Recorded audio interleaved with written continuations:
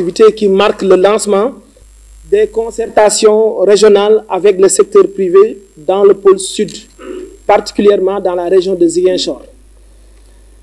Notre rencontre s'inscrit dans une dynamique nationale ambitieuse, portée par la vision Sénégal 2050 qui ambitionne de bâtir un Sénégal souverain, juste et prospère, où le développement est impulsé de manière endogène par les forces vives de la nation, au premier rang desquelles le secteur privé.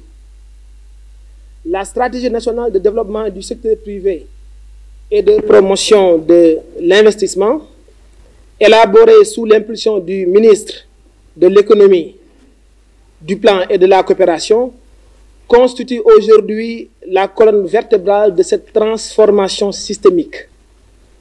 Elle érige le secteur privé en moteur central de la croissance, de la création d'emplois durables et de l'investissement productif, notamment dans les pôles territoriaux.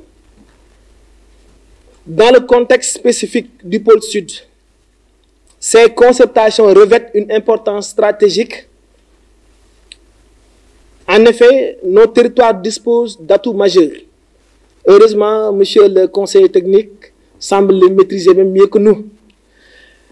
Donc, nos territoires disposent d'atouts majeurs, de ressources naturelles abondantes, d'une jeunesse dynamique, d'un potentiel agricole et touristique reconnu, mais également des défis structurels qu'il nous faut relever ensemble.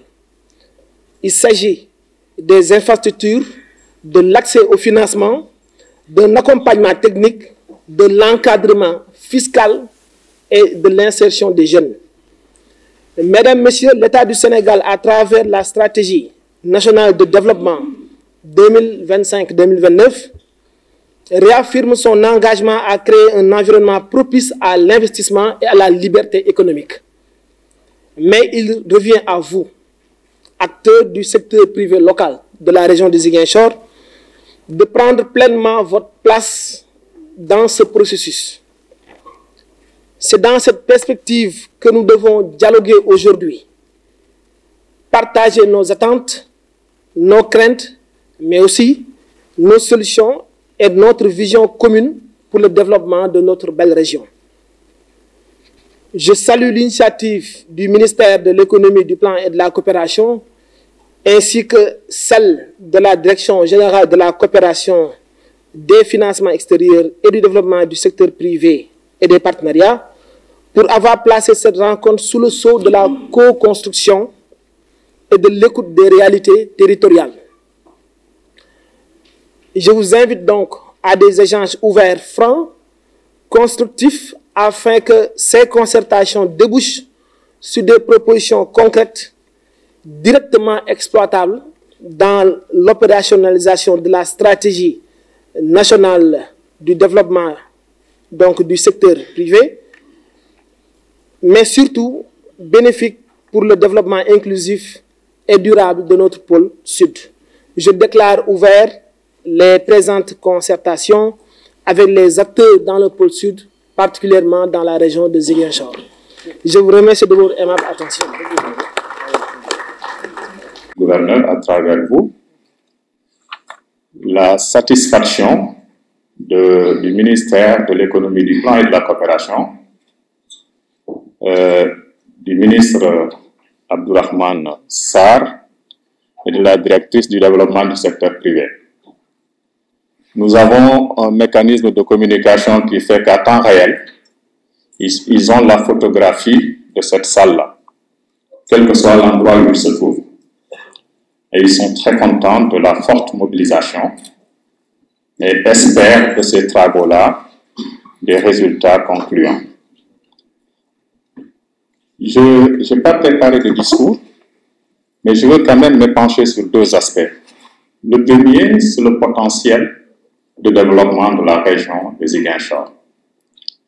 Le potentiel, on a tendance à le ramener aux seules ressources naturelles, aux dotations factorielles. C'est vrai, c'est un élément du potentiel. Mais ce n'est pas seulement ça le potentiel. Au-delà de ce que Dieu a fait, donc la dotation factorielle, il y a deux autres éléments importants que constitue le potentiel, et ces deux-là dépendent de l'homme. Donc des populations, des citoyens d'un pays. Ces deux autres éléments, une partie est confiée à l'État. C'est l'ensemble des choses utiles aux populations que les populations elles-mêmes, individuellement ou collectivement, ne peuvent pas faire pour elles. Ces choses sont confiées à l'État et relèvent du service public. Pour le secteur privé, il s'agit de l'ensemble des facilités infrastructurelles, légales, réglementaires, qui permettent à chacun des Sénégalais d'entreprendre et de développer son activité. Donc, facilitation de l'activité du privé, confiée à l'État. Le deuxième élément qui relève des populations, c'est leur entreprise personnelle. Entreprendre individuellement ou collectivement pour développer, exploiter le plein potentiel fourni par la divinité. Donc, le potentiel, ce sont les ressources naturelles. C'est l'État par l'ensemble des facilités qu'il peut offrir, mais c'est chacun d'entre nous dans ce que nous faisons. Et très souvent, si on s'en limite à ce que Dieu a donné, si l'État n'est pas présent, les populations n'entreprennent pas, eh bien, c'est l'étranger, notamment les multinationales qui viennent, ils remplacent l'État, ils remplacent les populations, exploitent la ressource, et après on se lamente. Bon, pour revenir à Ziguinchor, je pense que nous avons les ressources. Il y a eu des efforts publics. Les plus récents, on peut noter le dragage du fleuve, ça fait une dizaine d'années. Aujourd'hui, des bateaux de 5000 tonnes peuvent arriver à Ziguinchor. Nous avons les aéroports, 2 aéroports internationaux. Je pense que c'est la seule région au Sénégal qui en dispose. C'est vrai que Saint-Louis a un aéroport, mais nous avons ici, dans la région, 2 aéroports internationaux. Nous avons, pour les constructions récentes des routes, une facilité de joindre Dakar à travers la RN4, mais aller vers le Mali, vers la Guinée-Bissau à partir de la RN6. Donc, il y a des efforts du point de vue de la facilité de l'État. Il reste des choses à faire. Je ne sais pas si c'est toujours en cours, mais je sais qu'il y avait une réglementation qui ramenait la TVA pour le secteur du tourisme à l'époque spécifiquement pour la Casamance à 10% au lieu de 18%.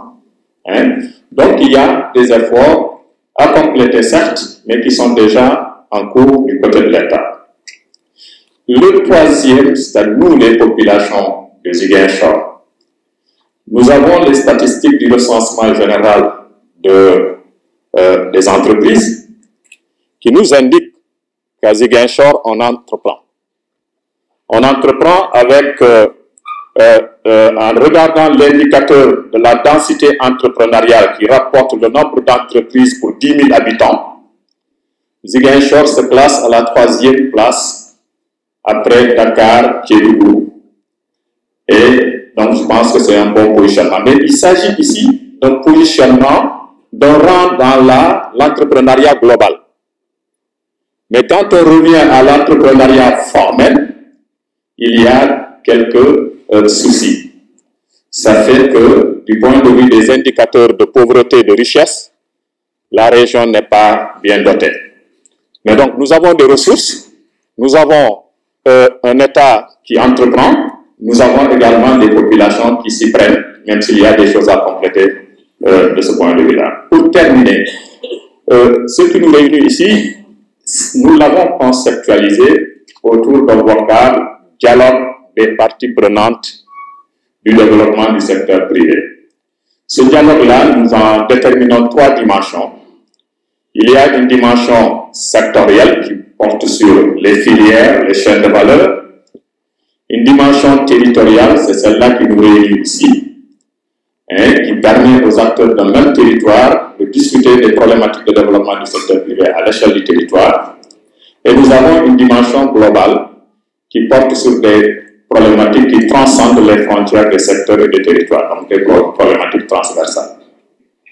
Et nous attendons beaucoup de ce processus-là, qui lui-même s'incruste, si vous voulez, dans un agenda national de transformation.